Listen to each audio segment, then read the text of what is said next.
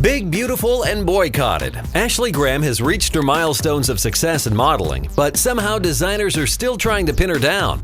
The 28-year-old made her debut on the cover of British Vogue, but according to E! the editor-in-chief announced that some of the designers that normally participate in cover shoots stayed clear of the plus-size model. Thankfully for Ashley, the people at Coach were eager to step up and lend her clothing that wasn't from their normal sample range. However, British Vogue did report that others weren't volunteering.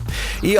reports Coach was enthusiastic about dressing a woman who is not a standard model, but sadly there were other houses that flatly refused to lend us their clothes.